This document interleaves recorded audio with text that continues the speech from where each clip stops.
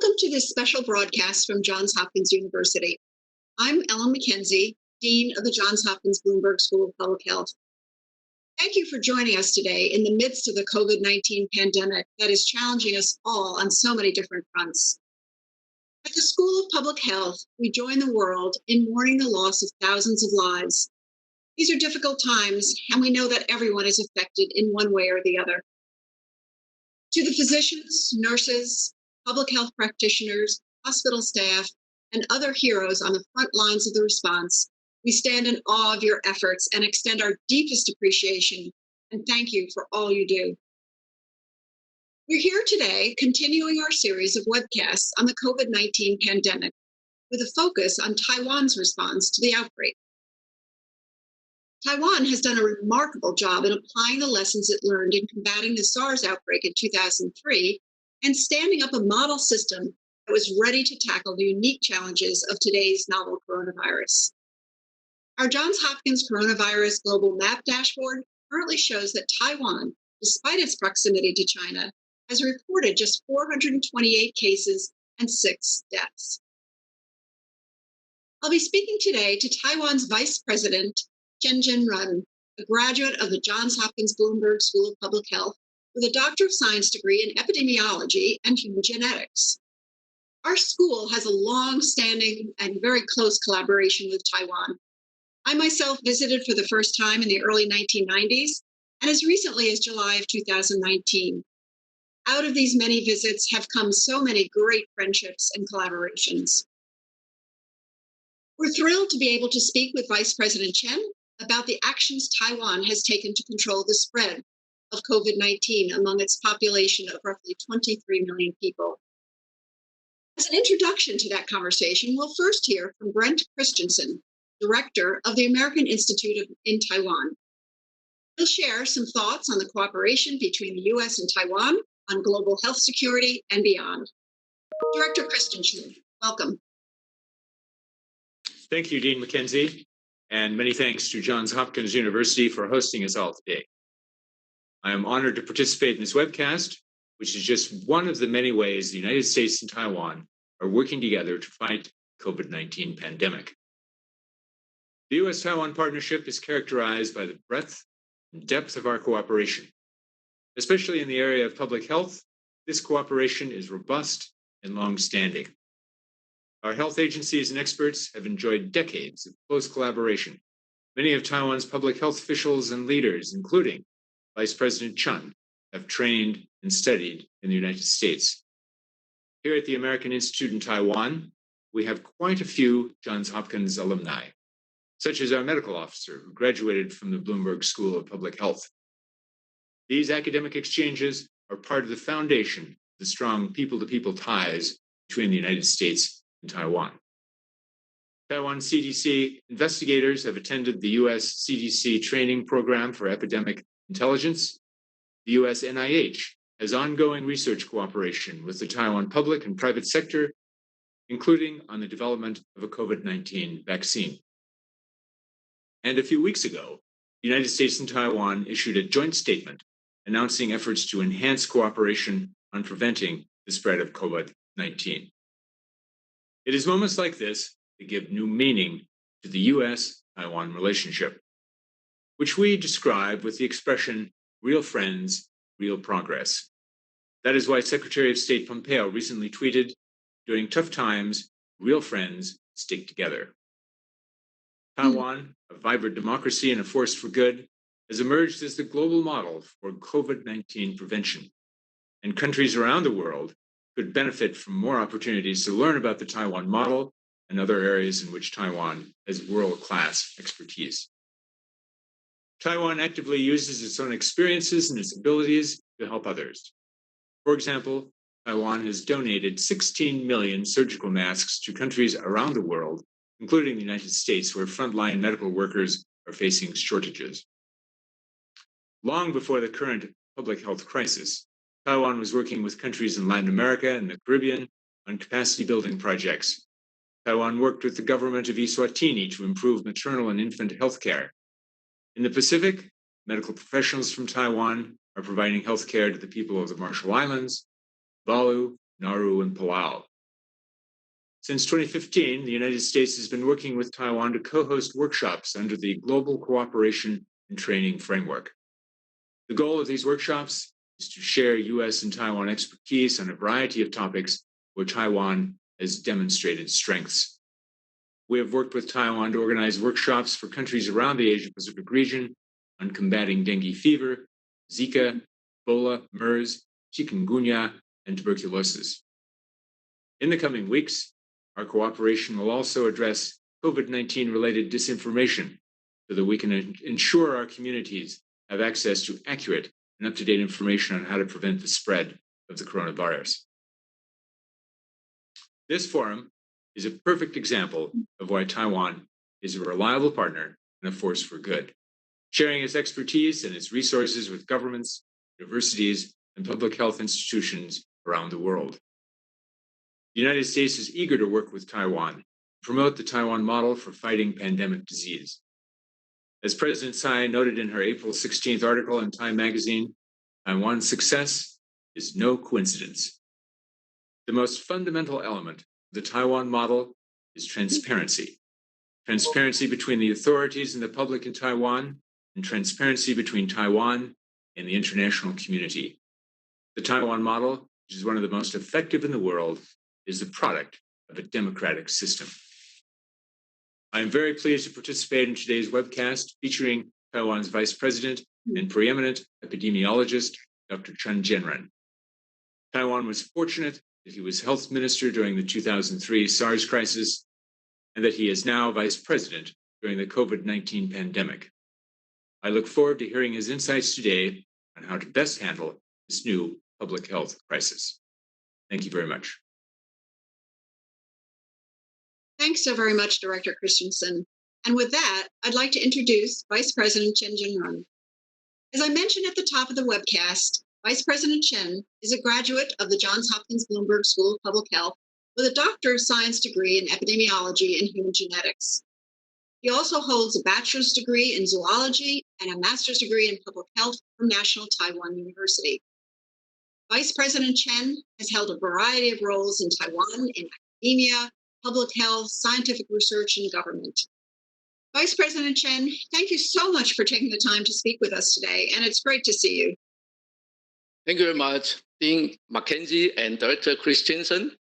It is my pleasure and honor to share Taiwan's response to COVID-19 with you. Taiwan CDC learned from online sources that at least 7 atypical pneumonia cases were reported in Wuhan on December 31st last year.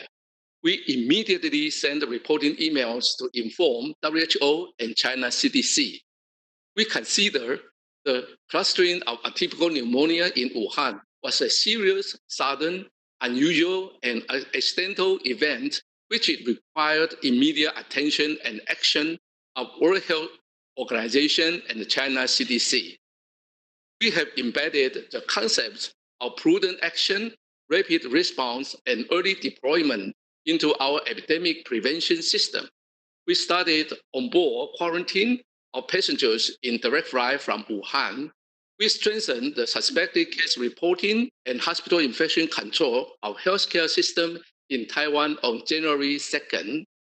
An advisory committee on atypical pneumonia in China was organized on January 5th, and level 1 travel notice for Wuhan was announced on January 7th when the causal agent of the new disease was called 2019 nCoV by World Health Organization. The emerging infectious disease was announced as classified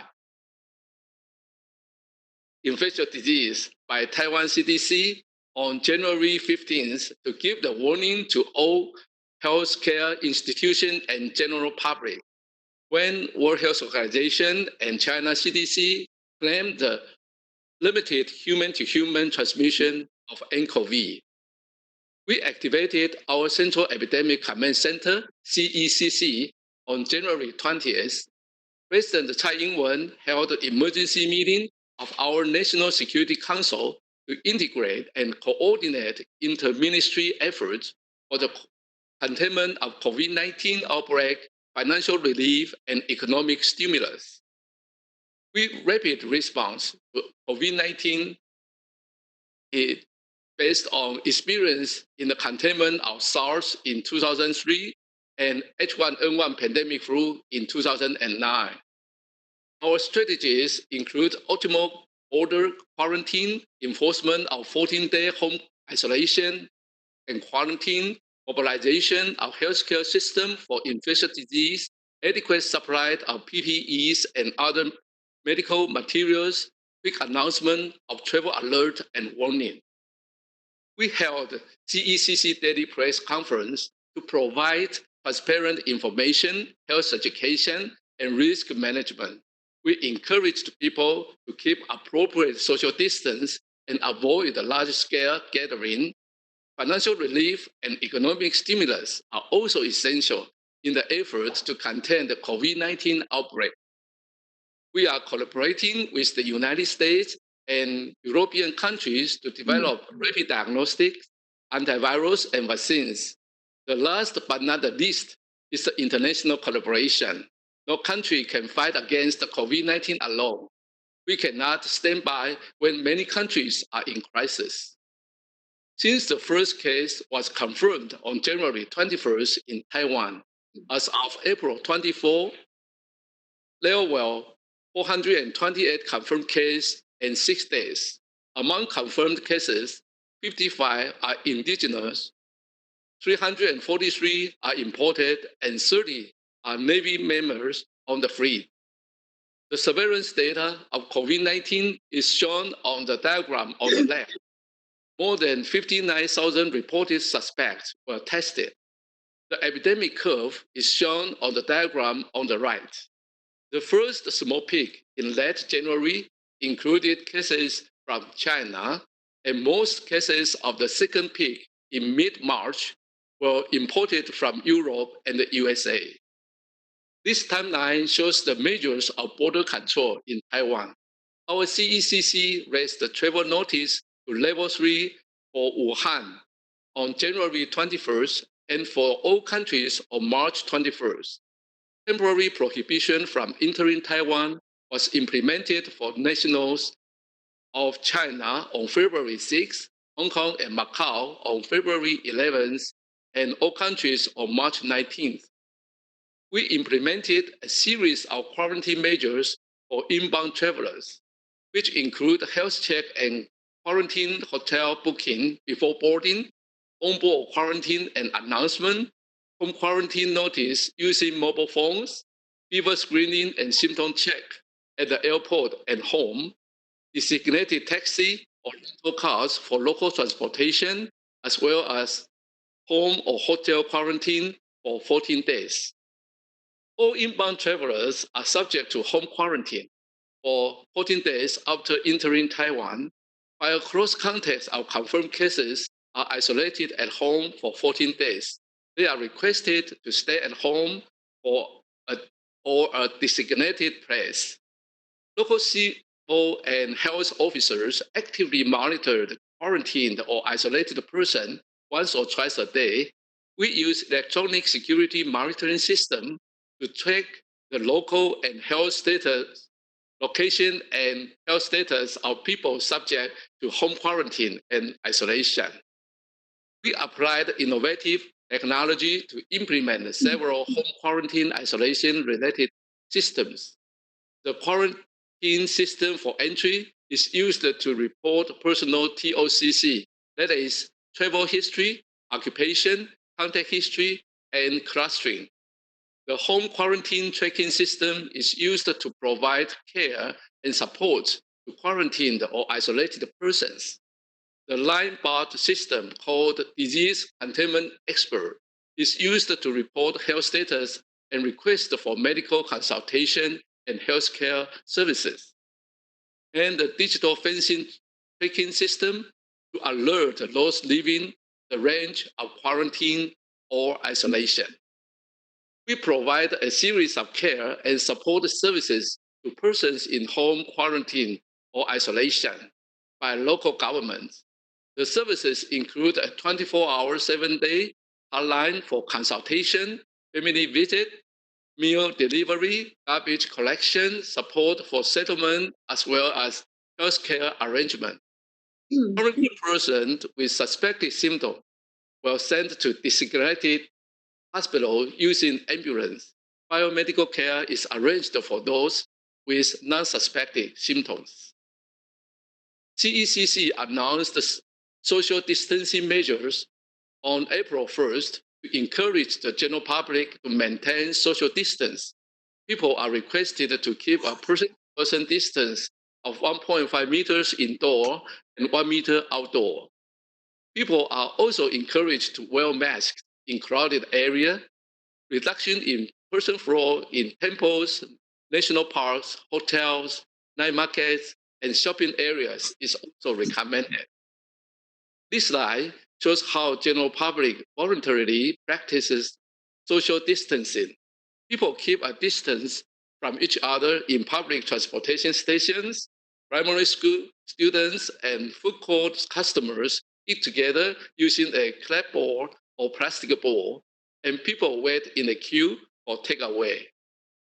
We have organized a national mask team to expand 92 production lines for manufacturing face masks and requisition a total of 73 manufacturing companies as of April 16. The average daily production of surgical face masks increased from 1.9 million in January to 60 million in April through integrating raw materials, machines, and production lines, as well as ensuring stable power supply. In addition to increasing the mask production, we allocate masks to every citizen by using National Health Insurance card to purchase masks at pharmaceutical companies. An online land-based distribution system has also been implemented for people to order online, pay by credit card or ATM, and get masks at over 10,000 convenience stores such as 7-Eleven or Family Mart. We arranged charter flights to evacuate Taiwanese citizens from Wuhan, China, and Yokohama, Japan. When they arrived in Taiwan, they were required to disinfect their hands and carry-on baggage and undergo fever screening and health assessment. When the passengers had symptoms, an ambulance was arranged to send them to a hospital for further examination. Passengers with 2 negative test results were sent for group quarantine by bus. All luggages, aircraft, bus, and ambulance were disinfected. More than 14 evacuees have returned to Taiwan safely. We donated over 70 million surgical masks in April to the United States, European countries, Japan, and diplomatic allies to support medical personnel in containing COVID-19. We also collaborate with the United States, EU countries to develop rapid diagnostic, antivirals, and vaccine, and we are helping each other to contain COVID-19 in the world together. President Tsai Ing-wen convened a high-level national security meeting on March 12 and announced proactive measures to boost Taiwan's economic momentum and vitality. We allocated a budget of 1,050 billion NT dollars for epidemic control, financial relief, and economic vitality, shifted spending priorities to emergency measures, increased government investments and procurement to expand domestic demand, accelerated private investment, and maintained foreign exchange market stability and stock market momentum. Taiwan's response to COVID-19 pandemic have been widely recognized for its rapid mobilization, swift decision-making, thorough implementation, coordinated resource distribution, transparent information, and advanced technology. Taiwan is willing to share its experience with other countries and continue to support medical personnel in seriously affected countries. I would like to assure that Taiwan can help, and Taiwan is helping, and answer to an urgent call for greater international cooperation. Thank you very much. Thanks so much, Vice President Chen. It's a remarkable story, and I want to start by congratulating you and your colleagues for an incredible response to the pandemic. Let me start with the following question. It's very uncommon for political leaders to have deep technical expertise in public health. Can you tell us how your training in epidemiology equipped you for helping to lead Taiwan's response to this pandemic? Yes, my training in epidemiology at the Johns Hopkins University School of Public Health gave me essential knowledge and experience to design and execute of national strategies to contain large-scale epidemics in Taiwan, such as SARS in 2003 and H1N1 pandemic flu in 2009. The training empowered me to implement comprehensive preparedness, vigilant surveillance, and rapid response to pandemic infectious diseases. The principles and methods I learned from Johns Hopkins, not only in epidemiology, but also in biostatistics and information science, public health administration, and human health behavior, are very important for me to fight against emerging infectious disease caused by new infectious agents such as COVID-19. So I'd like to thank Johns Hopkins for this brilliant and very excellent training. Well, it's great to see you put your training from Johns Hopkins to the test and succeeded. It's fantastic. You have talked about your experience in battling SARS and H1N1, but could you talk a little bit more about how Taiwan has learned from previous outbreaks, and more specifically, how this knowledge shaped your response to COVID-19? Yeah. After the SARS outbreak, we made a comprehensive review and amendment of Communicable Disease Control Act and reorganized our Taiwan CDC. And we also established a National Health Command Center to coordinate inter-ministry efforts for containment of pandemic diseases. We've learned several strategies are important for the containment of emerging infectious disease like COVID-19. The first one is continuous monitoring of emerging infectious disease in the world, especially in populated countries in this region, such as China. And the second is optimization of border quarantine. And the third, strengthening of infectious disease reporting and healthcare system.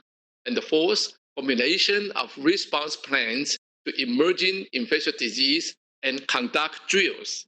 And the fifth, upgrade of laboratory capability for early detection and diagnosis. And the sixth, comprehensive public health education of school children and the general public. And the seventh, the open and transparent information of the outbreak. And the last, the eighth, but not the least, is the very important, is the international collaboration in pandemic containment as well as research and development. So, no doubt when COVID-19 hit, you had a lot of valuable knowledge and experience to apply, but no doubt you've learned some additional lessons in response to this newest and somewhat different challenges. Can you tell us what some of the key lessons you've learned in the past 4 months that will prepare you for the next outbreak? Yeah, this time COVID-19 is very contagious and cause a lot of outbreak and quite fast. So I think that it tells us this. A very important thing is that infectious agents respect no border and no country can fight against the pandemic alone. So all nations have to work together, prevent and control the pandemic infectious disease. And outbreak information sharing, border quarantine, home quarantine, as well as social distancing are essentially important, especially when antivirals and vaccines are not available. And so I think that the development of rapid diagnostic and antivirals and vaccines through international collaboration is in urgent need. And we have to collaborate with each other and make it available as soon as possible. And the last but not least is the financial relief and economic stability is as important as pandemic containment. So, as you know, the policy conversations here in the US have focused heavily, as of late, on whether and how to relax population based social distancing measures and reopen Taiwan's economy. How are you reopening your economy. What's working? What have you had to adjust? How can we learn from your experience? Well, despite of the fact that most confirmed cases were imported in Taiwan and the infection source could not be identified, or only 10 locally transmitted cases, but we still consider that to implement measures of social distancing in Taiwan is very important, and it is considered especially for this moment when antivirals and vaccines are still under development. And people in Taiwan and go to work, and students go to school as usual. But we encourage them to reduce unnecessary social activities and avoid large-scale gathering. And we consider home quarantine of confirmed cases and their close contacts are very important. And I think also important is that these quarantined people have to prevent the transmission at home or in the office through wearing face masks and washing hands with soap frequently.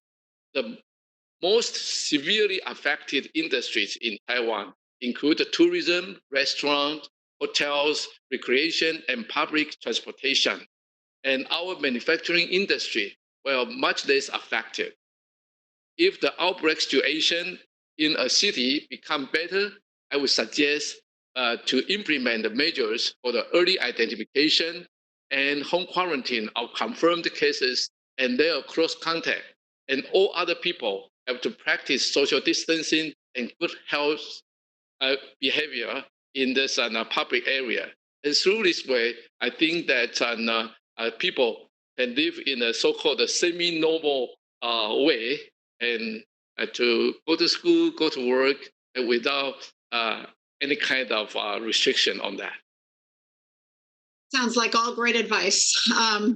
So let's talk a little bit more about testing and contact tracing and isolation.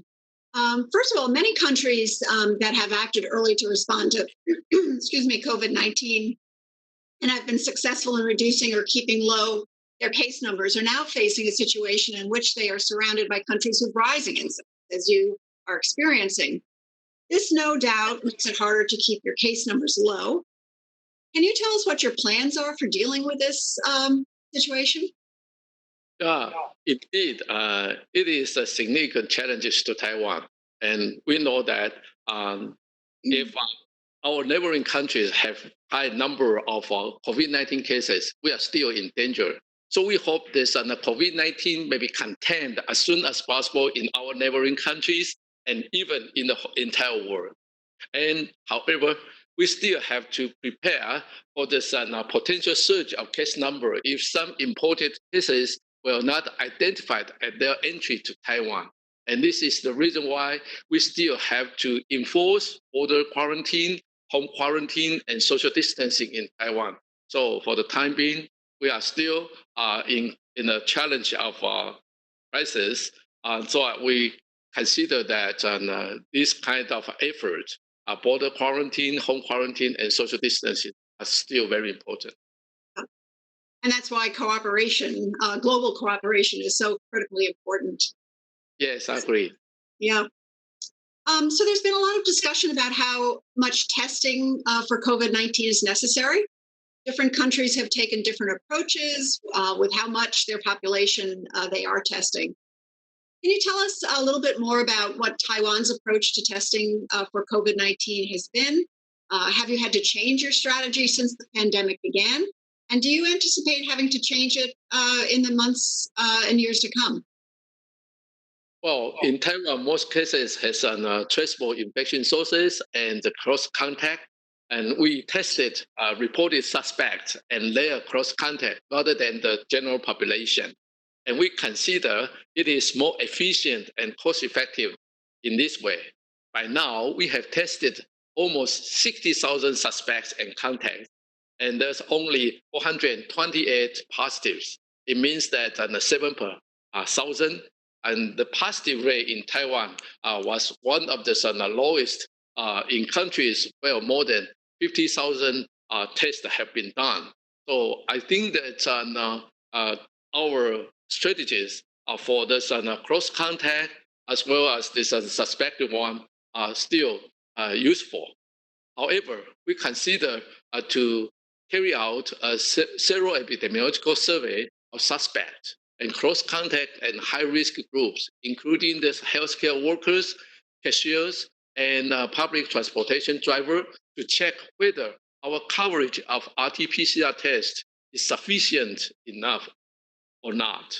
So I think that it's important for us to double check whether our strategies is indeed very useful and appropriate. And tell me a little bit more about the role of contact tracing. Can you tell us more about how you've used technology in particular to help with tracing of contacts of infected?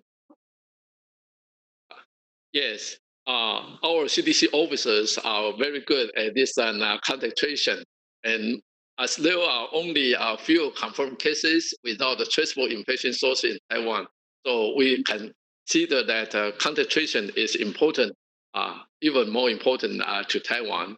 And in addition to this investigation carried out by CDC officers, we also use telecommunication record of mobile phone companies to help confirm cases to record their footprintings in last 14 days. And we also use the database of National Health Insurance Administration and Immigration Department to remind the history of hospital or clinic visit and international traveling of people that are under a contact tracing. So we use big data and with the help of this artificial intelligence to remind this all these confirmed case to recall their possible contact. So we've talked about testing and we've talked about the importance of contact tracing, but we also know that effective quarantining, isolation of individuals who have been exposed to the virus is also important. But it's not always easy, especially among those who are economically challenged and those who are living in crowded households. I think Taiwan has done a remarkable job in supporting these individuals. So could you tell us a little bit more about what you've done and provide some advice that you could offer other countries? Yeah, indeed, it is very difficult to ask people to be home quarantined or home isolated for 14 days. So we try our best to provide care and support services to the quarantined individuals. In addition to that, they also receive a daily subsidy of 1,000 NT dollars for 14 days.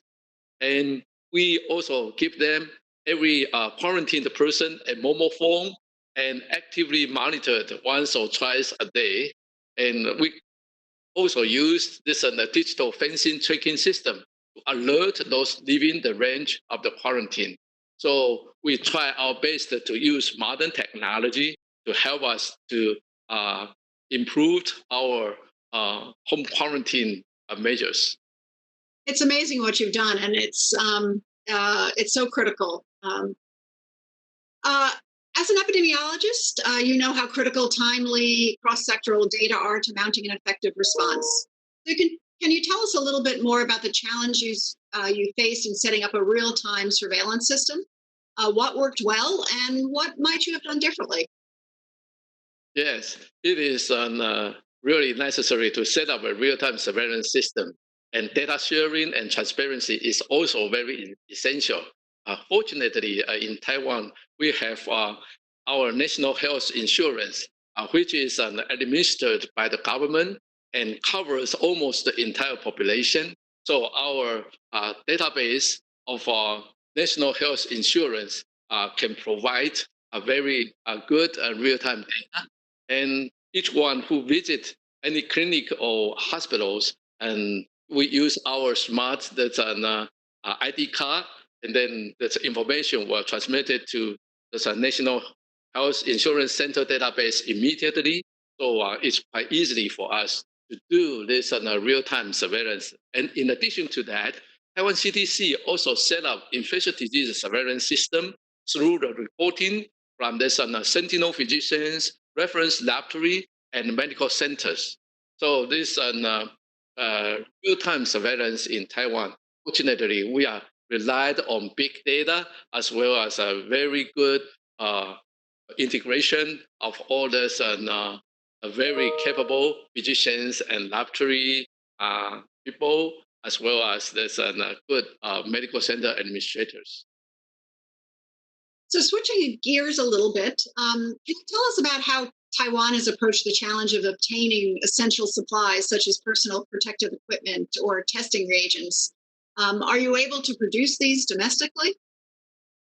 Well, yes or no. Basically, we came across the shortage of surgical mask, face mask in January, but we try our best to increase the production through expanding production lines and requisitioning of factories. And we also developed a name-based distribution system to assure every citizen may purchase mask at a low price. And we also run shortage of raw materials for protective clothing. And fortunately, we can purchase them from the United States under our partner against the coronavirus agreement. So for the time being, yes, we may produce our own this, protection equipment as well as this diagnostics in Taiwan. And nowadays, we are trying our best to help the health personnel containing COVID-19 in seriously affected countries. So let's talk a little bit about research, which is also critically important in our response. What medical countermeasures have currently been evaluated in Taiwan, and are there other COVID-19 related research efforts underway? Yes, for COVID-19 research in Taiwan, fortunately, we have the chance to collaborate with the United States, the EU countries, to develop this rapid diagnostic and antivirals as well as vaccines. And in addition to that, we also collaborate with other countries to do this virological study and epidemiological study and clinical study of this COVID-19. And we consider that this clinical study are very important to be carried out internationally. And this international collaboration on research is definitely very important. So fortunately, there's on March 18, and Taiwan and the USA signed this agreement for this coronavirus and collaboration. And so I think that we can help each other to do this good research with researchers in the United States. And indeed, our Academia Sinica, our National Health Research Institute, as well as research universities, and there's a private industry working together and also collaborate with international research institutions to do various researches, this including this virological, clinical spectrum, host immune response, and efficacy of diagnostic and therapy, as well as efficiency and cost effectiveness of containment methods. So, Vice President Chen, you've talked a number of times, you referred a number of times to the importance of collaboration and our working together globally. Can you just talk a little bit more about how Taiwan has been working to help other countries in their response to COVID-19? And again, why is global coordination so critical in a public health crisis? Sure. I just mentioned that no country can contain any pandemic alone. And we have to help each other and collaborate with each other. And our President Tsai Ing-wen once said that Taiwan cannot stand by while other countries are in need of help. And Taiwan is actively fostering cooperation with all countries and is willing to provide assistance to the international community in the areas of face masks, pharmaceuticals, and technologies. And I just mentioned that U.S.-Taiwan joint statement on partnership against coronavirus give us a good basis for our bilateral collaboration. And our collaboration, I think that's it's not only good for two countries, it's good for the entire that's an international community. So I would say it's a kind of win-win-win situation. So we have to work together. And this is the same scenario when there's a SARS outbreak. We are fortunate to have a chance to collaborate with US CDC, and two teams and work on hand in hand, shoulder to shoulder, heart to heart, and from morning till night. So we help each other and we control our SARS outbreak quite successfully. We would like to thank the United States for your help. And I think that this time we can also help each other and also help other countries together. Yes, yeah. I think we're all learning important lessons from this pandemic as to how to move forward and assure the best health and healthcare for all our people. Well, again, Vice President Chen, I want to thank you so very much, and Director Christensen for your remarks. Thank you both for joining us today. We applaud all you have and continue to do to help to control the spread of the coronavirus, both in Taiwan and globally. And we wish you and your colleagues good health and well-being in the months and years to come. And I look forward to my next visit to Taiwan soon. You're welcome. Thank you very much. Thank you very much. Thank you.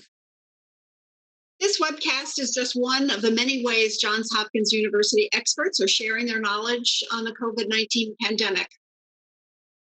You can find expertise from across the university at coronavirus.jhu.edu, including our recently enhanced map dashboard and data center.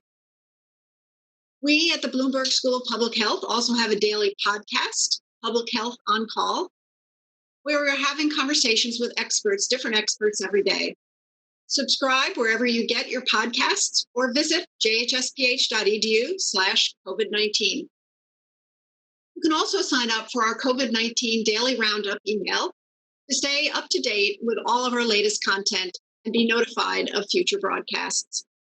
Again, thank you so much for joining us, and thanks to everyone involved in the global fight against COVID-19. Please stay well.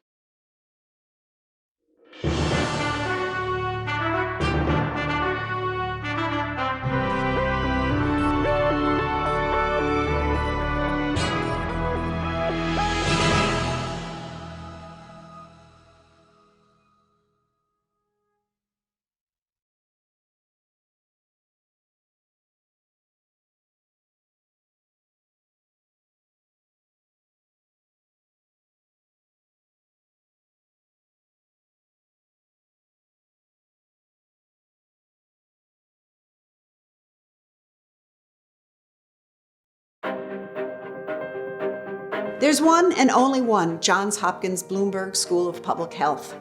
We were the first, and we're number one. We work around the clock and around the globe on the world's biggest health problems. And we're restless, always looking for new ways to secure a healthier future for everyone. With 5 strategic priorities and the support and hard work of a diverse global community, we're pushing forward. We're reimagining our educational programs to help our students become the chief health strategists of the future. We are training students to be interdisciplinary thinkers who are skilled in team science and creative problem solving, and always committed to the fundamentals of good scientific practice. We are also extending our reach by creating new opportunities to pursue coursework online, in the field, and in the workplace. We're transforming our research ecosystem to accelerate life-saving discoveries.